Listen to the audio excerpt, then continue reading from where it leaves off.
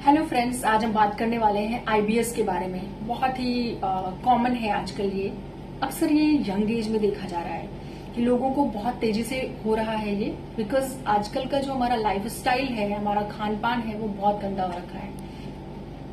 IBS means irritable bowel syndrome. हमारा जो Bawal movement है वो इरिटेटेड है। तो उसके पीछे बहुत सारे रीजंस हैं, बहुत सारे कॉज हैं। अभी हम एक एक करके सारी चीजों के बारे में बात करेंगे।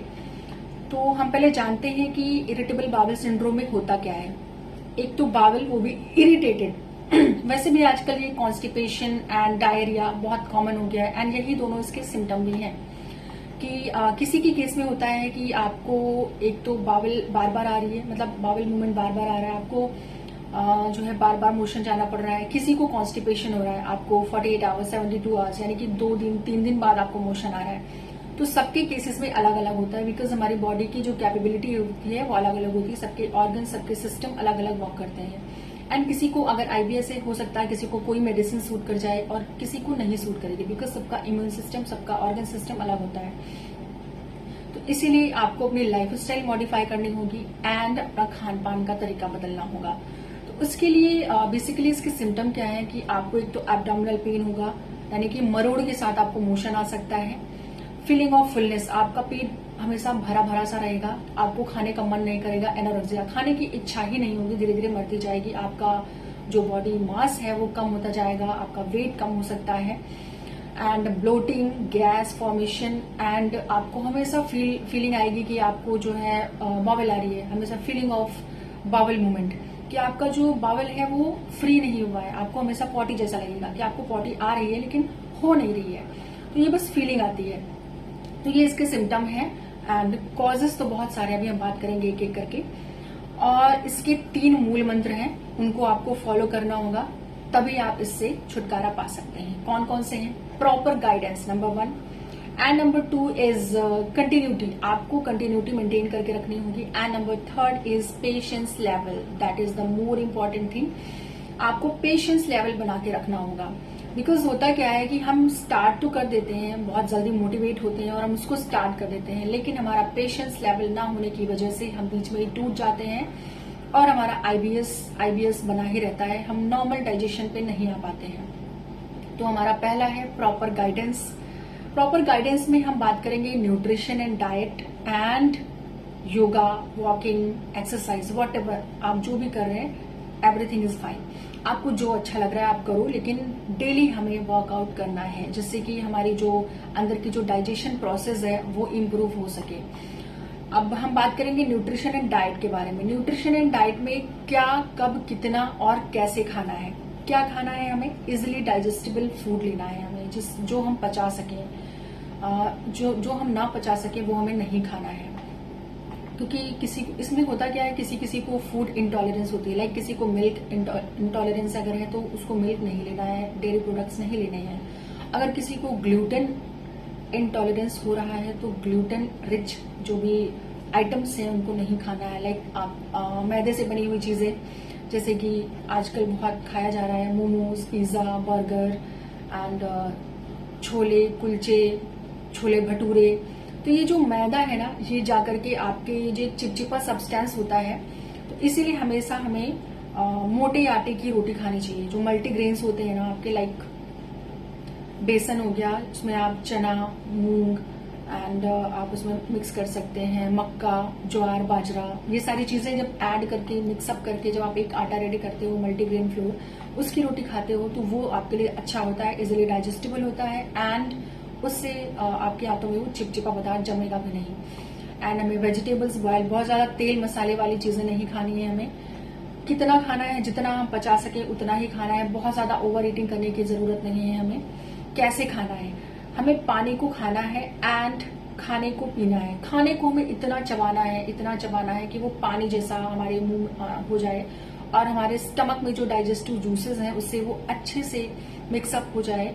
उसके बाद हमें वो इंटेस्टाइन में पहुंचे, ताकि इंटेस्टाइन को स्टमक का काम ना करना पड़े। अगर स्टमक को उसका काम करना पड़ेगा तो फिर सोचिए इंटेस्टाइन का काम कौन करेगा, बिकॉज वो तो हमारा एंड पार्ट है, वहीं पे हमारा एब्जॉर्प्शन होता है। तो हमारी बॉडी में न्यूट्रिएंट्स एब्जॉर्ब नहीं होंगे तो हमारी बॉडी सूखने लगेगी, हमारा वेट लॉस हो सकता है अचानक से, हम कमजोर होते जाएंगे और फिर धीरे धीरे प्रॉब्लम्स और बढ़ती जाएंगी आपकी। तो इसीलिए जिसका जो काम है उससे वही करवाइए, दूसरा काम मत करवाइए। तो हम वहां पर वही काम करवाएंगे, यानी कि हम अच्छे से चबा चबा कर खाएंगे तो डाइजेस्टिव जूसेस जो है स्टमक में अच्छे से मिक्सअप करके उसको इंटेस्टाइन में भेजेगा। फिर इंटेस्टाइन में जो है सक्कस एंटेराइकस होता है जो कि रिलीज होता है इंटेस्टाइनल ग्लैंड से। इंटेस्टाइनल ग्लैंड होती है हमारी क्रिप्ट ऑफ लिबरकुन, जो क्या करती है हमारे कार्बोहाइड्रेट्स को सिंपल मोनोसेक्राइड्स में कन्वर्ट करती है, अमीनो एसिड्स को प्रोटीन को अमीनो एसिड्स में कन्वर्ट करती है, एंड जो हमारा फैट होता है उनको फैटी एसिड एंड ग्लिसरॉल में कन्वर्ट करती है। तो जिससे ये इजिली जो है हमारी बॉडी में एब्जॉर्ब हो जाते हैं, यानी कि कार्बोहाइड्रेट, प्रोटीन एंड फैट ये सिंपल फॉर्म में हमारी बॉडी में एब्जॉर्ब हो जाएंगे। तो हमारी बॉडी को प्रॉपर न्यूट्रिशन मिलता रहेगा, हमारी बॉडी हेल्दी एंड यंग बनी रहेगी। तो इसीलिए हमें खाने को अच्छे से खाना है, बहुत जल्दी जल्दी ओवर ईटिंग नहीं करनी है, चबा चबा के खाना है और हेल्दी फूड खाना है, इजिली डाइजेस्टेबल फूड इंटेक करना है और लाइफ स्टाइल मॉडिफाई करनी है और थोड़े से चेंजेस करने होंगे। सुबह जल्दी उठें एंड थोड़ा सा पानी पिए। आप 2-3 ग्लासेस ऑफ वाटर ले सकते हैं, लूक वार्म या नॉर्मल वाटर भी ले सकते हैं, जिससे उसके बाद आप फ्रेश हो जाए थोड़ा सा टहल के। अगर किसी को उठते के साथ तुरंत मोशन जाना पड़ रहा है वो भी कोई बहुत अच्छी बात नहीं है। अगर आप उठ करके पानी पी रहे हैं, थोड़ा सा टहल रहे हैं, उसके बाद अगर आप जा रहे हो, बिकॉज रात में क्या होता है स्लीपिंग टाइम में हमारी बॉडी डिहाइड्रेट हो जाती है। तो सुबह जब हम पानी पीते हैं तो हमारा जो मल है, जो हमारे टॉक्सिन्स, वो अच्छे से फ्रेशन अप हो पाते हैं। उसके बाद फिर हम करेंगे एक्सरसाइज, योगा में हम योगासनास तो करेंगे ही करेंगे, साथ ही साथ हम डीप ब्रीदिंग, अनुलोम विलोम भी करेंगे। डीप ब्रीदिंग से बहुत अच्छा आराम मिलेगा आईबीएस में। एंड साथ ही साथ हम 30 से 40 मिनट का वॉक भी करेंगे, जिससे कि हमारी बॉडी एक्टिव रहे, एक्टिव फॉर्म में, जिससे कि हम दिन भर एनर्जाइज रह सके और हमारा जो आईबीएस का प्रॉब्लम है वो सॉल्व हो सके। तो गाइज ये सारी चीजों को आप अवॉइड ना करिए अगर किसी को भी ऐसा हो रहा है तो। और इसके रीजंस बहुत सारे हो सकते हैं। तो कॉजेज की बात अगर हम करें तो ये बैक्टीरियल ओवरग्रोथ भी हो सकती है, एंड हो सकता है कि इंटेस्टाइन में आपको कोई बैक्टीरियल इन्फेक्शन हुआ रहा हो, उसकी वजह से ये हो रहा हो। तो बहुत सारी चीजें हैं। और इमोशनल स्ट्रेस जो है वो आईबीएस को ट्रिगर करता है, आईबीएस को बढ़ाता है। कोई भी ट्रिगरिंग फूड आइटम है या ट्रिगरिंग कोई भी सिचुएशन है तो उनसे आप बचें, थोड़ा सा नेचर की तरफ बढ़े। एंड प्राकृतिक चिकित्सा यानी कि नेचुरोपैथिक ट्रीटमेंट में हम इसके लिए बहुत सारी चीजें प्रोवाइड कराते हैं, जिससे कि आपका आईबीएस पूरी तरीके से क्योर हो सकता है। लेकिन जो कि मैंने स्टार्टिंग में ही बताया, आपको 3 मूल मंत्रास है हमारे पास, उनको आपको फॉलो करना होगा। बिकॉज ऐसा नहीं है कि आप तुरंत आए और जैसे कि मेडिसिन में होता है कि इंस्टेंट रिलीफ मिलता है, वो यहाँ पे नहीं होगा। ये सोच करके मत आइए कि आप जाएंगे और नेक्स्ट डे ठीक हो जाएंगे, ऐसा नहीं होगा।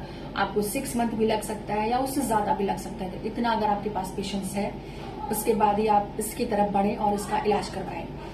तो नेचुरोपैथिक में बहुत सारे ट्रीटमेंट है। लाइक आपका एक तो सबसे पहले हम आपकी आंतों की सफाई करेंगे, जो कि नहीं हो पाई है बहुत दिनों से, आपके अंदर जमा हुआ है सारा टॉक्सिन्स, तो उनको रिलीव कराएंगे। उसके बाद हमारे यहाँ होता है मड पैक्स होते हैं, आपकी पेट की फॉर्मेंटेशन होती है, फॉर्मेंटेशन यानी कि पेट की सिकाई होती है, एनीमा, सन प्रक्षालन, बहुत सारी चीजें होती हैं।